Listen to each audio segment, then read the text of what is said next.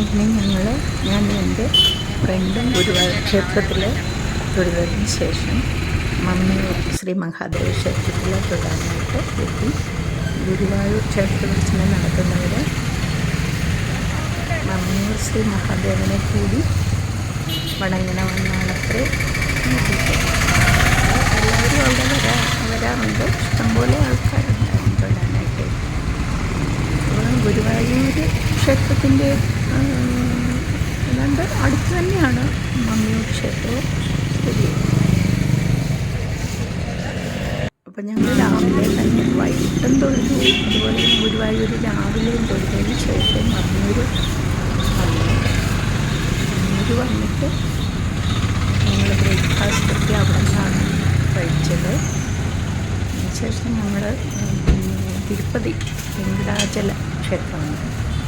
എനിക്ക് തോന്നുന്നു അവിടെ ചുറ്റുവട്ടത്തായിട്ട് കുറേ ക്ഷേത്രങ്ങളുള്ളത് കൊണ്ട് ഈ തിരുപ്പതി വെങ്കടാചല ക്ഷേത്രമായിട്ട് പറഞ്ഞാൽ അവിടെ ചോദിച്ചിട്ട് പോലും അറിയത്തില്ല. അങ്ങനെ ഞങ്ങൾ ചോദിച്ചു പറഞ്ഞ തിരുപ്പതി വെങ്കടാചല ക്ഷേത്രത്തിലെത്തി. ഇതാണ് ആ ക്ഷേത്രം കേട്ടോ. അവിടെ ഉദ്ദിഷ്ടകാര്യ സിദ്ധിക്കായിട്ട് നാളികേരം ഉടയ്ക്കുന്ന വഴിപാട് ഉണ്ട്. പിന്നെ ഞങ്ങൾ ഉച്ചയാകാറായപ്പോഴാണ് അവിടെ ചെന്നത്. അപ്പം തന്നെ നട അടയ്ക്കാറായിരുന്നു. അവിടെ എല്ലാം തൊഴുന്നതിന് ശേഷം ഞങ്ങൾ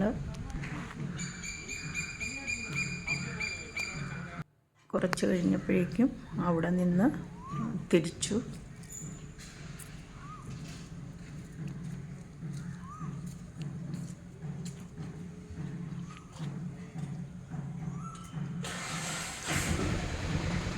അതും വലിയൊരു ക്ഷേത്രം കേട്ടോ.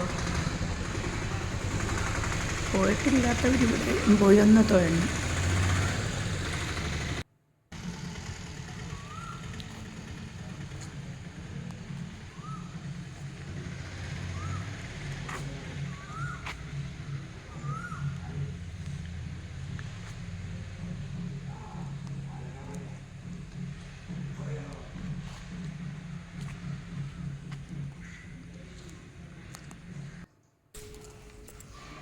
ഞങ്ങൾ കുറേ വീഡിയോസും ഫോട്ടോസൊക്കെ എടുത്തു.